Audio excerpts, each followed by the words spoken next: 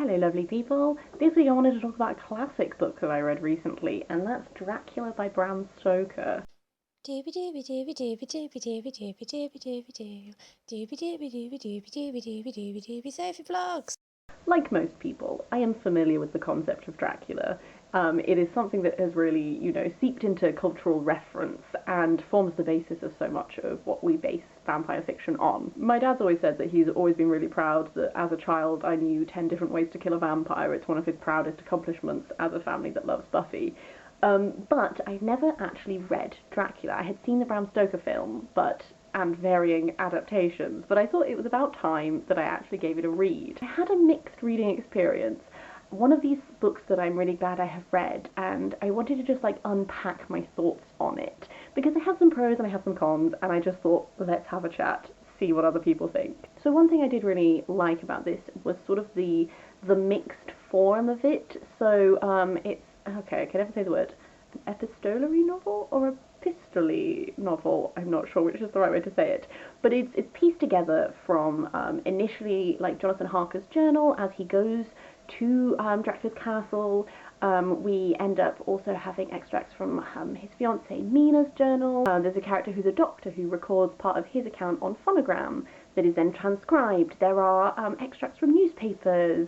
Lucy writes a journal. There is this mixed narrative style. When it is working, works really well. For example, the first portion of this, that is Jonathan Harker's journal, as he first arrives at Dracula's castle, I thought it was so good. I really enjoyed the way that I think a lot of Dracula adaptations, because Dracula is something that we have such a cultural reference point for, as soon as you're introduced to Dracula, he is already creepy. I'm thinking the Bram Stoker's Dracula, I'm thinking the Dracula 2020 TV show, stuff like that. You're just introduced and you're like, this is a creepy dude, he's up to no good.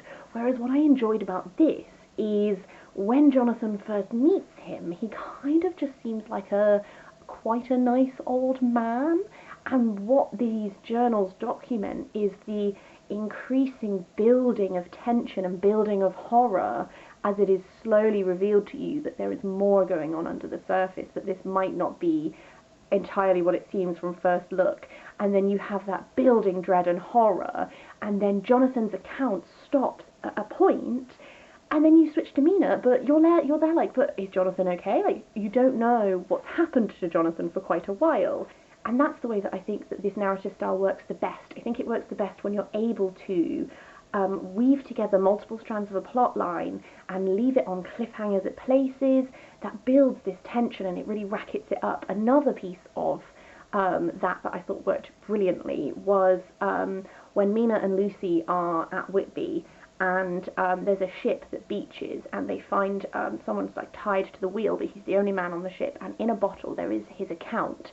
And his account of what happens is another one that I thought was so effective because, again, it starts off as this account of just the sea voyage, and then a couple of people have gone missing, and again, it's this haunting concept of you are trapped on a ship and something is picking people off one by one, and you don't know what it is, and you don't know if you can escape, and we know that he doesn't escape.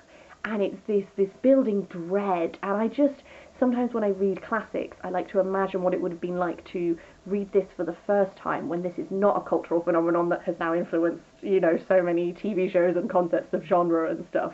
And I can really see how this would have absolutely captured that building horror and suspense. So when that narrative style works, it works so well for me. Where that narrative style fell away from me a bit, it's essentially also tied into the pacing. So my favourite part of this was up until about the conclusion of Lucy's plotline. That I felt had really great pacing. I enjoyed when moments were faster, that we were given certain slower moments, again, to build tension. Towards the latter end of this, it really started to slow down in pace. It felt a lot like we were just chasing Dracula around, and then this narrative style didn't work so well for me because by that point your narrators have all joined up and they're all part of the same team. So this jumping between narratives, there's less differentiation between who's telling you the tale because they're all in the same place. And this thing which works really well when everyone's dotted around the place and you start to jigsaw it together, it lost a lot of its oomph a bit for me, because I was like, well, it doesn't really matter who's narrating this because you're all part of the same crew and you're just following this guy around a bit. And I don't know, like, it really, like, it slowed down, and I felt like a lot of that horror and suspense that worked so delightfully at the beginning, it just really, like, faded away, and it was a little bit like a bit of a trudge. And then the ending is so quick. It's so quick. And you're just like, we've just been taking all this time to do this, and then you're just gonna, like, wrap it up, I swear, in, like, 3 pages. So, like, would have loved that to have been a bit different. On a character note, it was really interesting to see the original point of a lot of these characters who have sort of then again also, it's not just Dracula as a figure who's entered, like, popular consciousness, like Van Helsing, stuff like that.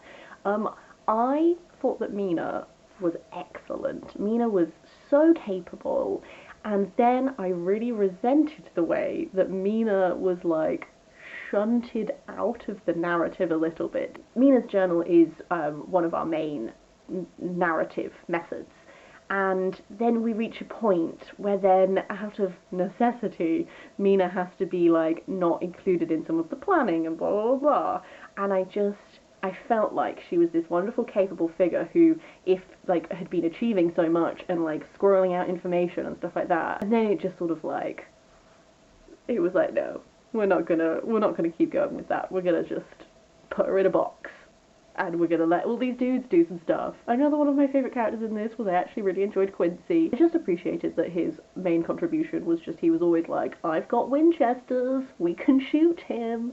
And it's like, is that how you take out a vampire? No, but I admire the gusto. I understand why this is a classic, and I particularly appreciate, now that I have read the original, the way in which that, like, feeds into my interpreting of adaptations. So, like, one thing that I now find annoying in adaptations is I find it annoying when they introduce Dracula and he's immediately a shady motherfucker, because I'm like, if you start at a 10, where do you go? Like, the suspense needs to build. That said, a thing that I now appreciate about adaptations is the way that they condense that pacing. A lot of the Dracula adaptations that I have watched, I now really appreciate the way that they, like, make that final climax more of a climax, and they give you longer to sit with it and stuff like that. So this is a book that I understand why it is a classic. I can see the influence that it's had on genre.